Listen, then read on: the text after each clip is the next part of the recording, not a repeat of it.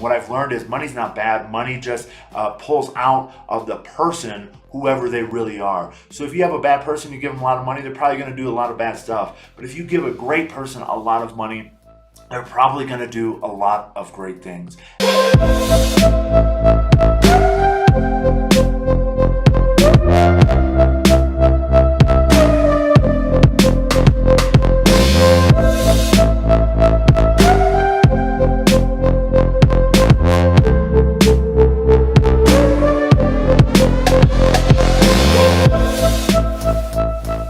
Hey everybody, welcome. It's Zach Ullman, and I have a fantastic story to share with you. Actually, it is my story of how I went from living on a farm in Northwest Indiana in a town of 3,500 people, to traveling the world and all of the challenges and circumstances and stuff that I had to get over personally to make that happen. So today is about my story, today is about mindset, today is about taking action, and most importantly, today is about figuring it out. So keep listening, and hopefully you can, see something for yourself that can help you get through whatever it is that you're going through. So keep listening, gang. All right, so for those of you that don't know my story, I love sharing this because it's a story of, overcoming things. It's a story of, from a guy that, when I first started this, I was scared to death of people. I was an analyst for a reason. I would break out in sweat. I would stutter, stammer.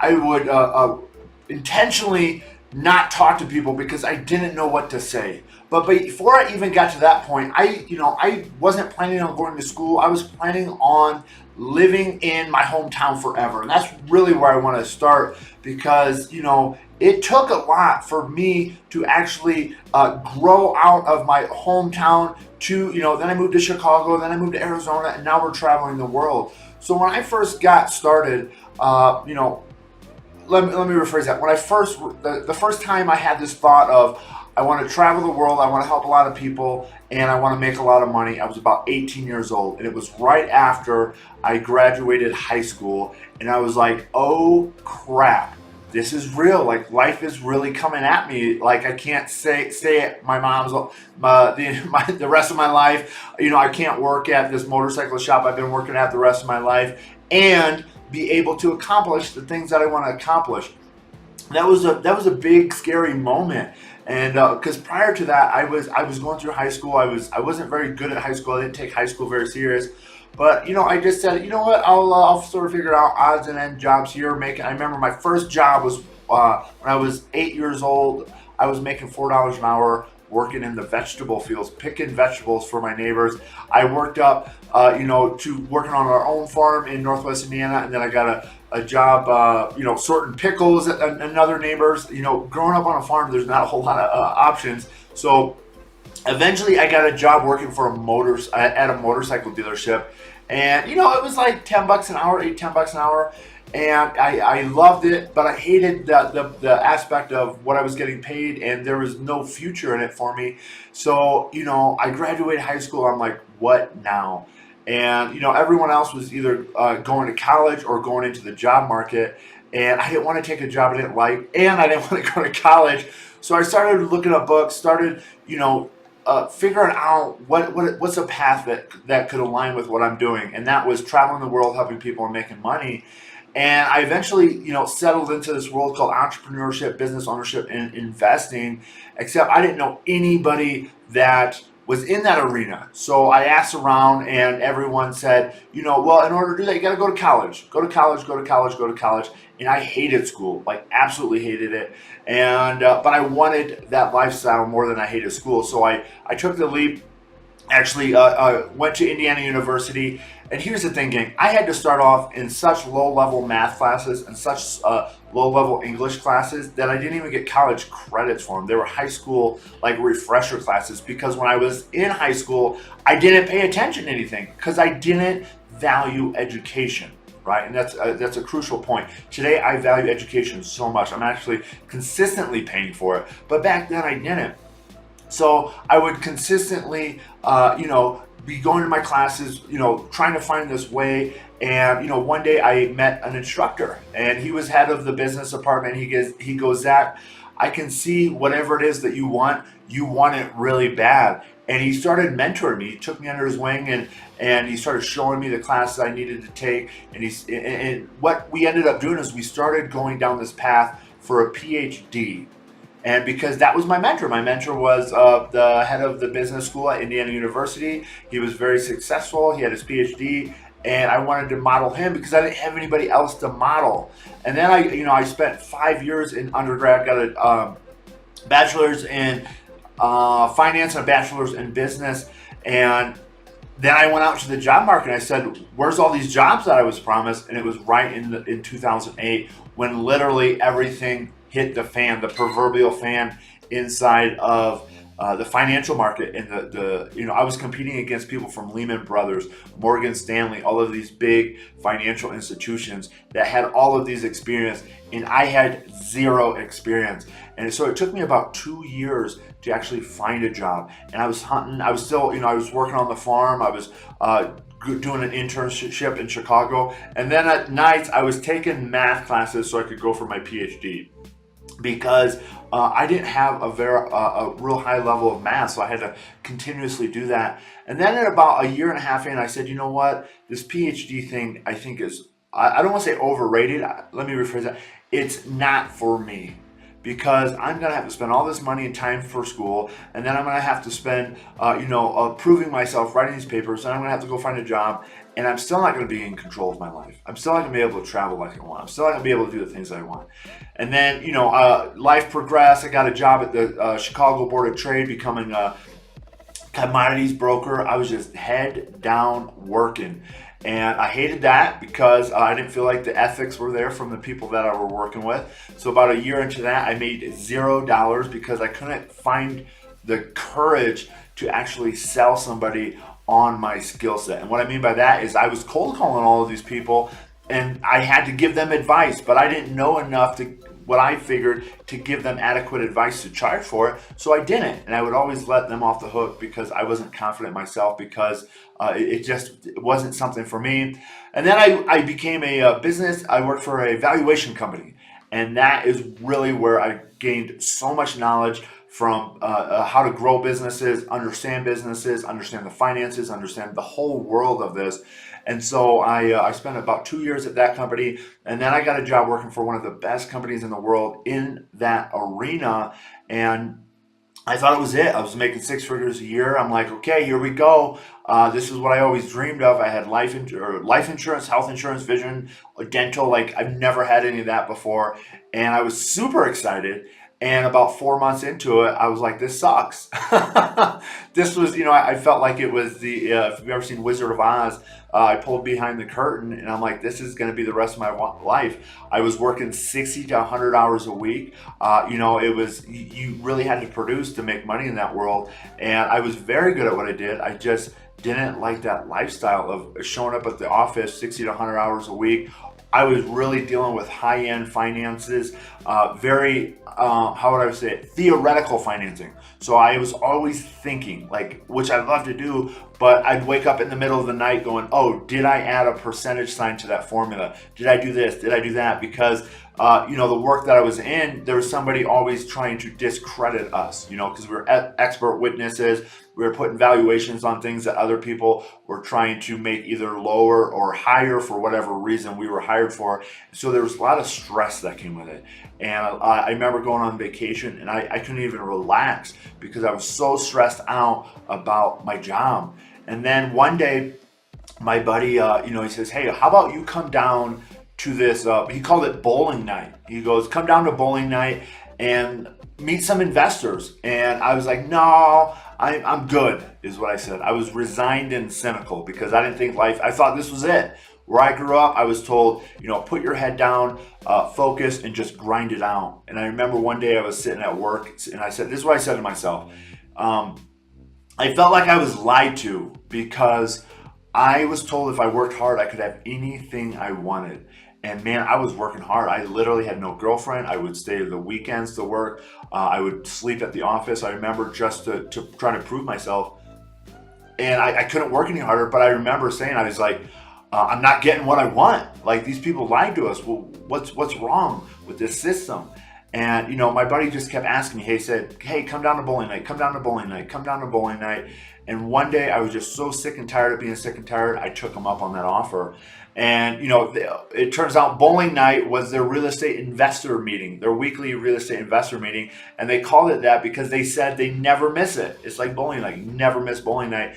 And so I got to see this and experience this culture. And when I went down there, I saw a 22-year-old man that was making $10,000 a month in residual income and traveling the world. He didn't have college. He didn't have any fancy education, right? All he had was the access to that community and the education that they had. And I sort of looked at myself, and I'm 27 at that time, and I'm making, what most people would consider great money. But I didn't think so. I wanted more money. I wanted to help more people. I wanted to make a bigger difference in this world. I wanted to travel. And none of that was possible in the job that I was doing. So I looked, at 27, I said, maybe there's a different way. Maybe I don't know everything. I remember that was like one of the first times I was like, wow, these people are doing it and they're living this lifestyle, and they didn't take the conventional route. What's this other route they keep sharing and talking about? And so I really got interested in it. And I came back to a couple more meetings. I got to know these ladies and gentlemen a little bit more. And I finally jumped in. And I jumped in to the extent, I bought the education, I signed up for the program, and I didn't have the money, right? And, they said, well, that's an even better reason to get going, because if you're making 6 figures a year and you don't have the money to start with us, you're not doing something right. You don't understand money, you don't understand saving and investing and all that. And they were absolutely right. I knew how to work for other people. I knew how to get paid an hourly check, and that was it. I didn't know how to start a business. I had a little car cleaning business when I was in high school, but that was about it. And so I did it. And I quit my career. Not only job, but my career. I spent my entire college career going through this. I had everything that most people wanted, except for I wasn't happy. And I remember my mom was like, what are you doing? Because I had to borrow the money from my mom to pay for this education course to learn how to invest in real estate. And she questioned me, but at the same time, she supported me because she gave me the money. And so what I did is I took a 40-hour-a-week job from 7 to 3:30 at a consulting gig. So that way it was very rigid. I didn't have to take any of my work home with me. So that meant I could work after hours. So for about 2 years, I consistently, I had a job, a 40-hour-a-week job. And then on the side, I worked and worked and worked and worked inside of this. And in about 18 months later, I was able to quit that job. Now, here's the thing. I wasn't able to quit that job because of the knowledge I had, because I had the knowledge, right? There was one thing, now that was a piece of it, I tell everybody, but there was one thing that made a huge difference, and it really opened up the door, and that was personal development. Because knowledge alone will not get you where you want to go. And I'm a testament of that, because I read and read, and I've read so many books about creating businesses and this whole world of it, and watching YouTube videos and consuming all of this information. But I never once focused on personal development. And that's why I wasn't getting anywhere. And as soon as I started adding personal development into that story, into my lifestyle, I'm telling you, the world literally changed. And I hired my first coach. And I remember when I moved back to Indiana to take that consulting job, I hired my first coach. And he laid into me, and he talked to me like no one's ever talked to me. And I'm so grateful for it, because here's the thing that he said. I remember it to this day. He goes, Zach, quit blaming everyone else for your lack of success. You're at where you're at because of you and nobody else. Start taking responsibility. Let's create a plan and go take some action. Now that's the nice version of it, because he was really trying to wake me up, because I kept blaming my bosses. I kept blaming the people around me. I remember there was one day I was literally just broke down into tears, crying, and I was huddled in a ball, and I was like, I don't know what to do. And because all I did was blame. Or I was waiting for somebody to give me something. That was the other end of it. I was like, oh, maybe they'll give me a promotion. Oh, maybe they'll give me this. Maybe they'll give me that. And I wasn't taking any responsibility for my success.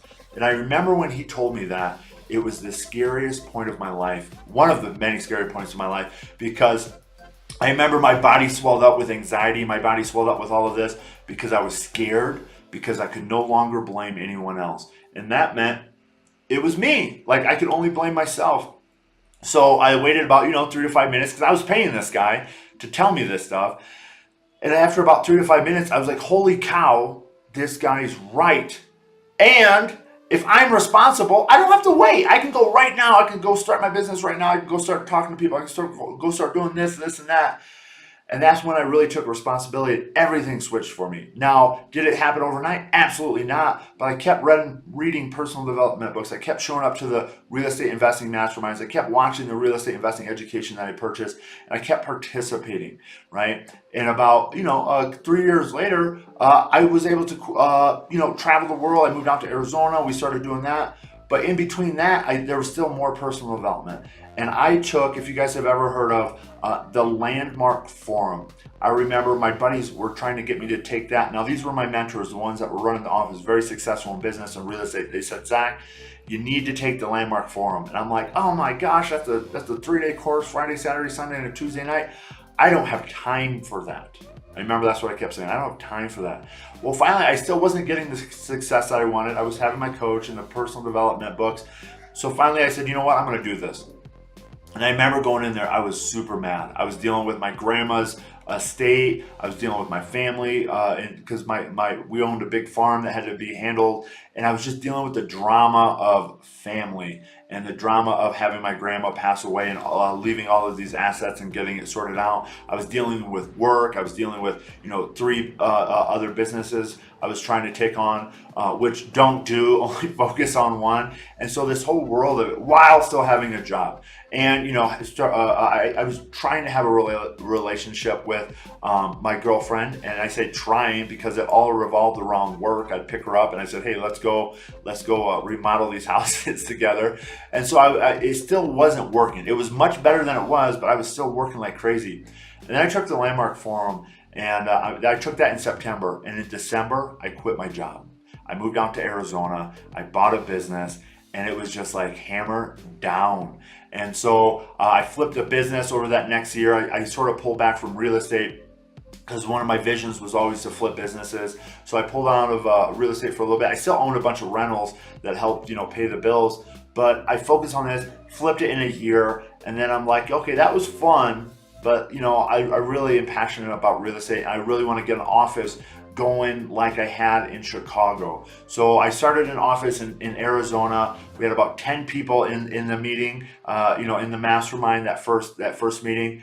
And over the next 6 years, it has grown into, we're pushing 1,000 people to this day. We got one of the largest offices in the country. We have, I have Amazon businesses. We have Walmart businesses. We have a digital marketing agency. We have a SaaS company. We have a house building company. We have a remodeling business. I have an insurance company, and so much more. Because here's the key: is I just stayed committed to the process, and I figured it out. Now, I didn't know how to do all of that when I first started, and I'm still learning today. But every day I wake up and I have a vision and I have a plan, and it revolves around helping others, making money, and traveling the world. Those are the 3 things that I stick to.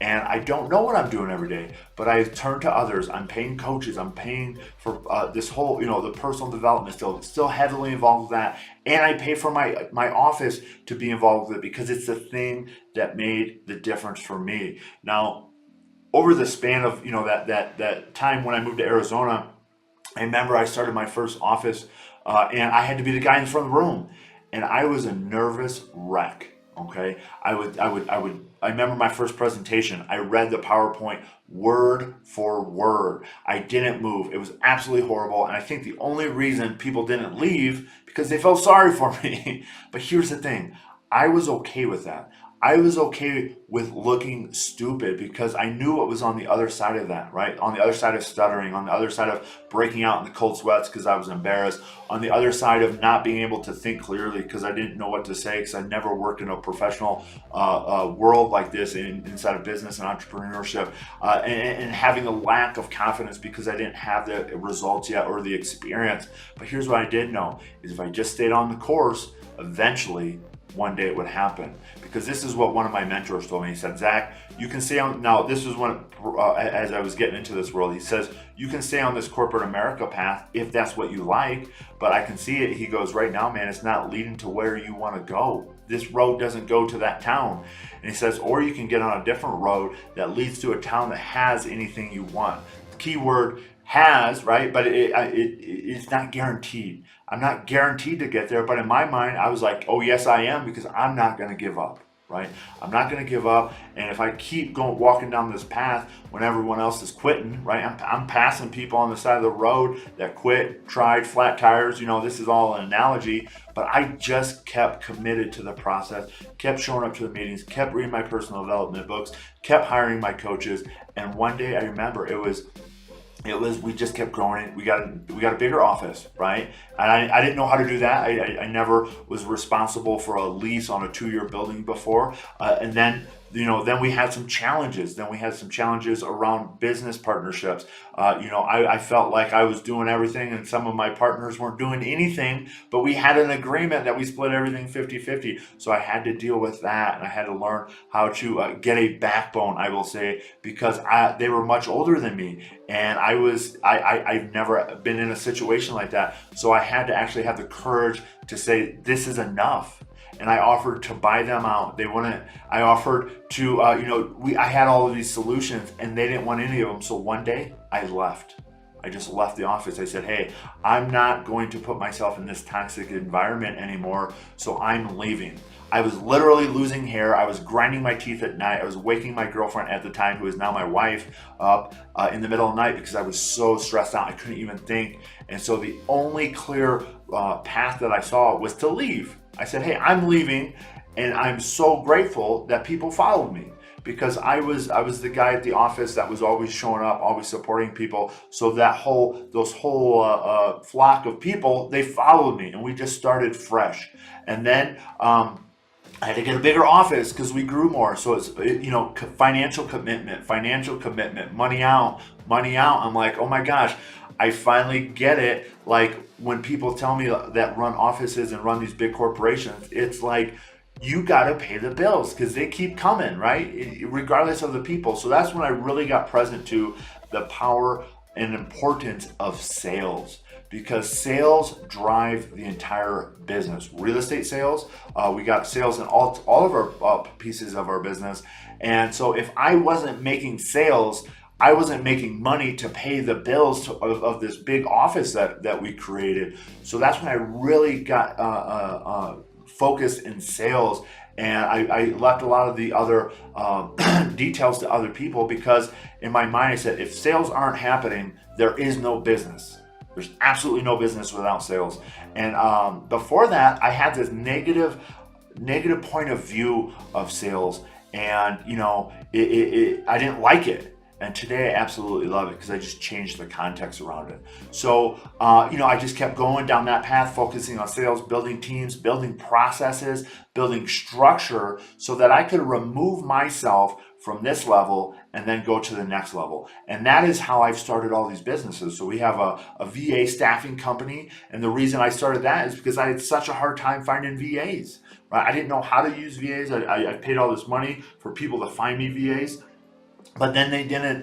Then they just left me, and I was stuck there with like, okay, hey, welcome new team member. What do we do now? So I had to learn that process. I had to figure that out, right? And then I needed I needed marketing, and then I would hire all these people, and they wouldn't deliver. So I'm like, you know what? I'm just gonna go start my own digital marketing agency. I had to figure that out. So today we literally control almost every aspect of the deal, from front to back, from marketing to sales to fulfillment of almost every business we have.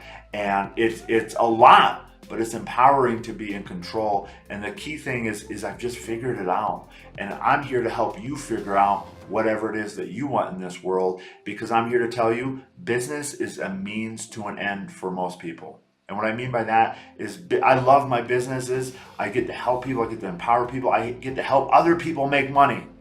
That is what I'm up to in this world. I personally think that if we can teach people how to manage their finances and make money, we can literally change the world. I believe that I can cure hunger. I can cure poverty. I can cure disease. I can cure all of this if I can teach people how to make money.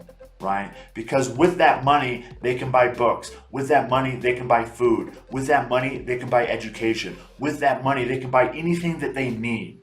Now, the other aspect is we want to teach them to be good stewards of that money and help other people and give back and really have that level of energy and focus that, makes the difference. Because I grew up in a world that money was bad. Right? And what I've learned is money's not bad. Money just pulls out of the person whoever they really are. So if you have a bad person, you give them a lot of money, they're probably going to do a lot of bad stuff. But if you give a great person a lot of money, they're probably going to do a lot of great things. And that is what my mission has become in this life, is to teach other people how to become great and really pull that greatness out of them, and then show them how to make a lot of money with it, because then they can go build orphanages, then they can go feed people, then they can go make a difference in this world. And then I am not doing it alone, because I am only one person and I can only do this, help so many people. But if I can teach other people to be a good steward of humanity and teach other people to be a good steward of finances, then we can have a really big impact in this world. And that is what I'm up to in this world. And if that is something you're up to, reach out to me. Like if you maybe you're not there yet, and I will tell you this, this was not the vision that I had when I first started off. When I first started off, I wanted to quit my job. That was the only thing. And then I got there, and then it was, okay, hey, I want to retire my mom. I want to make sure she has enough money to retire.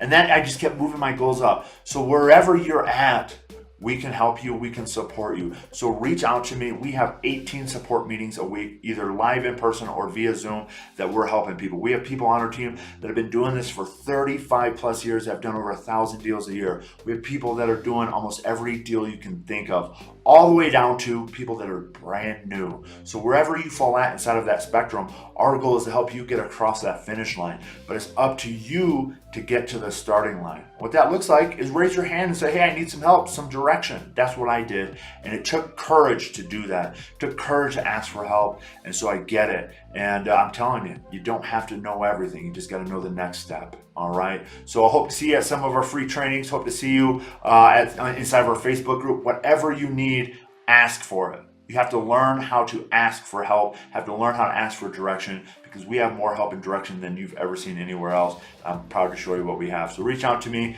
and let's have a conversation if you need some help. Have a beautiful day.